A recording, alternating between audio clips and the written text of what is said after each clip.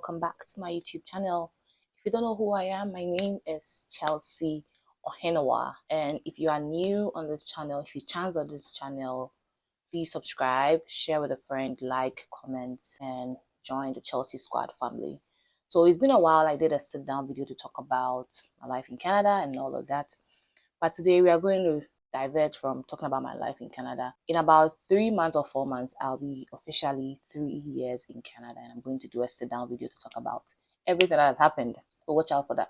But in this video, I'm going to talk about how I did my US visa, so that if there's anybody watching me who is a student in Canada and would like to get the US visa, you can look at this video and then apply. First off, mine is patient. I started this I came to Canada on August 28, 2022, and I applied for this US visa on October, thereabout in 22. Yes. So I applied around October, and then I made a couple of mistakes during that time. So I emailed them with, well, you know, when you have your laptop, right? You always save your location, all of that on your laptop. So when I was applying for the US visa, I just used what was on the laptop, not knowing that it had Waterloo, Canada. So when I was doing my place of birth, instead of doing it Kumasi, Ghana, I went to do it Waterloo, Canada. So I emailed them and I was like, I'll attach the link, like their email to them. I emailed the US immigration. I was like, this is what happened when I was doing my US visa. I made a mistake and I would like to correct it. I also didn't include my middle name. I don't know what was happening around that time. One thing I've noticed about me is when I'm doing something, I always do it in a rush. Instead of, I'm not those people that when I have to do something, I have to sit down, think, plan, and then do it. I just do things on impulse. So almost all the time, I always make mistakes when I'm doing stuff because I always act on impulse. When the thing comes, instead of me to sit down and soak it in before I act, I just, boom, do my stuff. Don't be like me. Anyway, so that was what happened. There was a mistake. And I emailed them, and these people were like, I'll have to cancel that appointment. That time, the appointment date was like a year from the day I applied.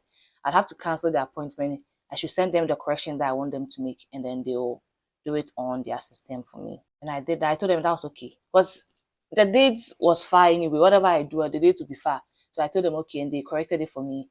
And the correction, I also forgot to tell them that my middle name.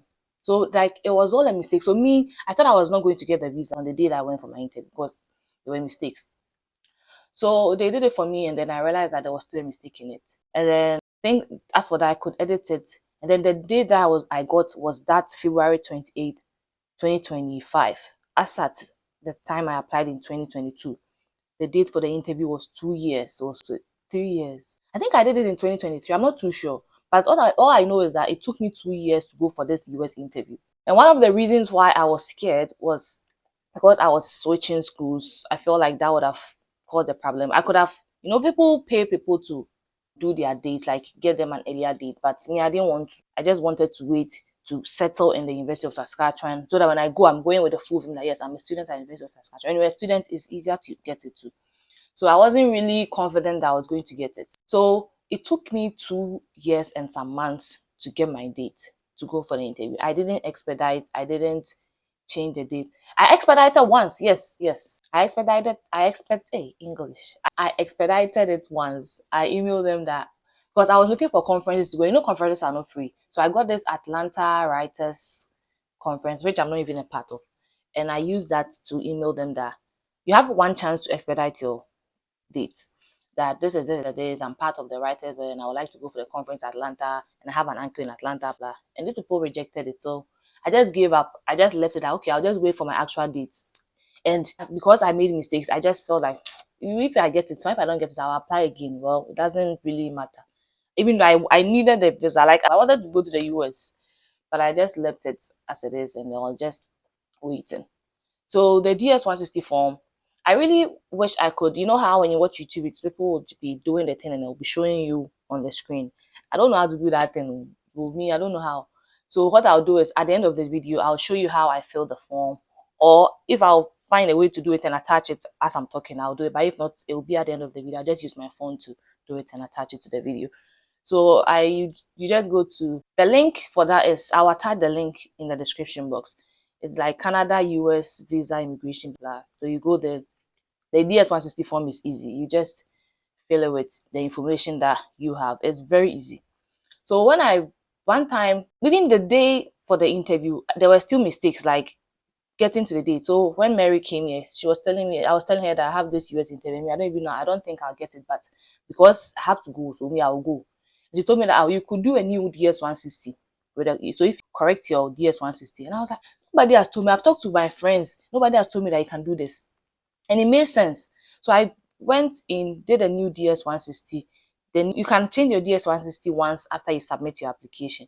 It had not changed yet because I didn't know I could do that and correct my mistakes, like my middle name that I did not add. I didn't know. So when Mary told me, I just went on my laptop, did it, corrected, made sure I was correcting it, doing it, like all the mistakes that I did, like all the things that I felt that there were mistakes and I was not going to get. So that boosted my confidence after I corrected my DS 160 and then I used that new AA, start with AA, blah, blah, blah. I added it to my new app. I went into my account, my US immigration account, and then updated my DS 160. So when I was going for the interview, I didn't go with that old DS 160 that didn't have my middle name. I went with the one that Mary told me that I should do a new DS 160 because I had one chance to do a new DS 160.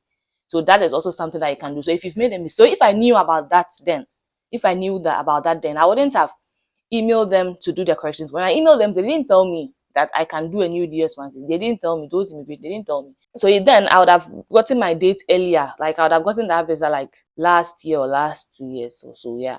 But meanwhile now, all I know is that everything happens for a reason. So maybe there's a reason why it had to happen this way. And maybe if I had gone earlier, I wouldn't have gotten the visa. Because the day of my interview, the man that I approached in the booth had rejected about 3 people that came before me. You can tell when somebody has been rejected. You can tell from their face that this person did not get it. So when I was going, already I felt that even they might check in the system and realize that this girl has been making mistakes. She has been changing her things. So I didn't have confidence. I was just scared. But like I was just like, whatever happens, it is what it is. So when I went, he asked me, this video is going to be like the whole process. Like when I went to the officer or visa officer, the questions he asked, so it's everything that happened during the US visa process. So I'm hoping I don't miss anything because I'm just, as I said, I do things from impulse. I just woke up and I just showered and I like, let me just do this video so that people leave my neck. So I went to first off, there is a place, I did mine in Toronto. There is a place in Toronto that you go and then give your phone, because you can't go in with a phone and all of that, a phone, your ID. So this man charged me like $10 or so just to keep it for like 30 minutes. And then I went in, they asked me, do you have any metal? They would use their machine to check around you and blah, blah, blah. I said, no. And then I went inside. So when you go inside, the place is so strict. Like they follow shouting, yeah, go forward, blah, blah. Like, it's so strict. They make you feel like US is like heaven. It's so strict. So I went in. There are 2 ladies when you walk in at the booth. Then they took my passport and they put where my passport will be returned to me. That was when I knew that I've gotten the visa. Because why is it that I've not met the visa officer yet and you're telling me that my passport will be shipped through Prolator to me back? And before that, I had done on my account that I want them to deliver it to me straight to my home in Saskatchewan. Because if not, I'd have to go back to Toronto to pick it up, to pick my documents, even though I didn't know whether I'll get or not. And that does not guarantee that. That's what they say. It doesn't guarantee that you will get it or not. Whether you tell them to bring it to your house or doesn't mean that you get it, right? But I had done it that way. You just pay premium delivery for like $29 and they'll bring it straight to you in your house. So when she said that later, I was like, I mean, there's thing they have gotten it. But still, your subconscious, like, what if you've not gotten it? That does not mean anything. So I went in, followed the queue. When the man was rejecting people, in my mind, I was like, God, please don't take me to this place. Look at the way everybody that leaves his place is just looking sad. Because if you've gotten your ears, I should look excited. Unfortunately for me, or fortunately for me, he was the one that I got. So I went there, he asked me, what am I going to do? No, first off, I don't remember, I'll just mix it up. He asked me, what am I going to do in the US? And I was like, I'm going to see my boyfriend. And he asked me, what am I doing in Canada? And I was like, I'm a master's student at the University of Saskatchewan. And he asked if I had a job, and I said, yes, I have 2 part-time jobs. And then he asked, where will I be going in the US? And I said, I'll be going to Pennsylvania. And what that all the questions? Yeah, I think he asked me how many days I'll be spending. No, and he didn't ask me that. So yeah, he asked me all the like, where are you going? Who are you going to? Yes, he asked me, do I have family in the US? That was the question that before I went for the interview, I was watching videos that people were saying, don't say you have family, even if you have family, say you don't have. But I was in my mind, I've used my uncle's document for my visa process when I was coming to Canada. So these people, they are all connected. Canada, US, they are all connected. So why do I have to lie that I don't have family when I actually have an uncle? So me, I didn't lie. I just told him that yes, I have an uncle, and indeed I have an uncle. And even on filling my DS-160 form, I added that I have an uncle. I put his name there. So why would I then go to the interview and then I have to go and lie? So I didn't lie. I just told him that yes, I have family. And then he just told me your passport to be ready for you in 2 weeks. Blah blah blah. I was like, thank you, and I just left. So when I was going, they are in a rush. It looks like there are so many people, so many people. So they are in a rush to let you go. Before going to the visa officer, I missed this part. You go to this guy that will confirm your DS-160 because they've made the process in such a way that by the time you get to the visa officer, all he has to do is just ask you questions. Somebody will check your passport, somebody will check your DS-160 and take a picture. You have to take a photo, a passport photo, a small passport size photo. So I did that, and that one also asks questions before you even go to the visa officer. They all ask you questions. So yeah, that was it. I got my visa, and within a week, about 10 days, I got my passport. And that was when I went to the US. So they gave me 5 years, and by the time next 5 years, I would have been probably a Canadian citizen. You never know. But yeah, that was the process of the US visa. I waited 2 years for my interview date. So if you don't have patience, there are people that take money. There was a point in time that, when you're on Instagram, sometimes you see ads. I don't know, I was like, because I'm about to do my US interview, that's why I keep seeing these people telling me that if I want to update my, how did they know that I have a US interview upcoming? Because I used to get people messaging me that, do I want to change my date to get an earlier date, blah blah blah, and they were charging like $100 just to get an earlier date. And getting an earlier date does not mean you get your US visa. I think I had already waited for about a year, and it was almost like few months to go. So I was like, why would I have to pay someone to do this for me when I can just wait for this date? And what is the assurance that I'm going to get this visa for me to go and let somebody spend my $100?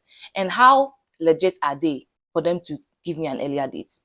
And I think Toronto is the busiest. So to get a date in Toronto is that the time that I was doing it, if I had applied to either, I think, Alberta or Halifax to go and do my interview there, I'd have gotten a way earlier date, which is, even though it's far, but it's better than doing it in Ontario.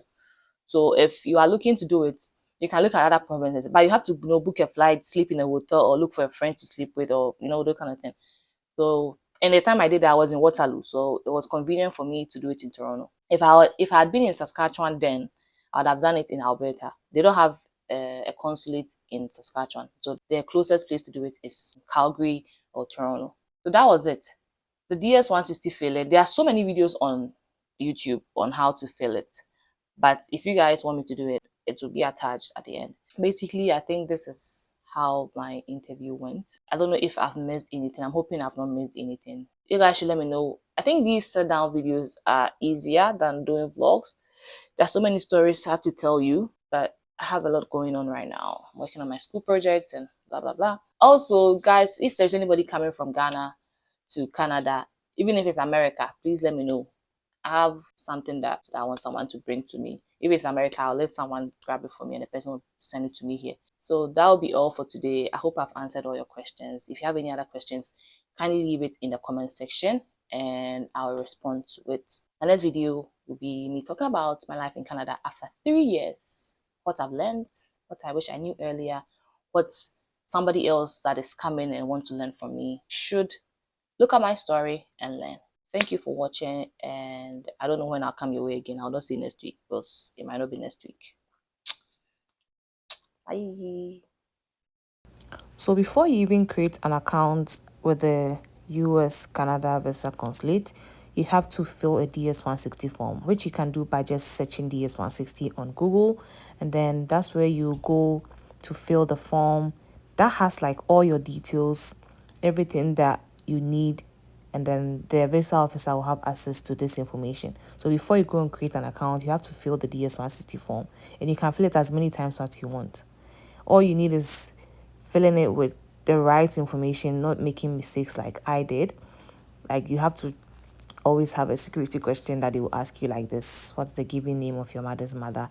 I was just doing a test, so this is not like my real grandmother's name. So you do this, put your name. So it has all this information: your personal one, personal two, your travel companions. That's if you're going with someone. Previous US travel, if you've been to US before, if you've had a US visa before, your passport details, your US contact, your family. Your US contact is like someone you know in the US. So you do all that, your work history, your education, security and background. That's like if you've been arrested before, blah blah blah. So once you do this, you have that number AA00E9 something, yeah. And then this is the actual website where you're going to create an account. And then since you are doing it from Canada, you select Canada, English. If you want to do French, you do French. And then you create the account. You go to apply because you don't have the account already. But they'll ask you if you have been to the site before, then you have to fill the DS-160. So that's what you do before coming here. So you do that, come here, create your account. You select I'm a non-Canadian citizen residing in Canada who has completed the DS-160 and want to apply for a visa. It's pretty simple. Like after you fill the DS-160, you have to come here. The link is in the description box. You fill your form. You do. This is where I made a mistake and put the wrong name. So make sure you are paying attention and doing it right. That is it. It's very simple. Let me know if you have any other questions. Thank you.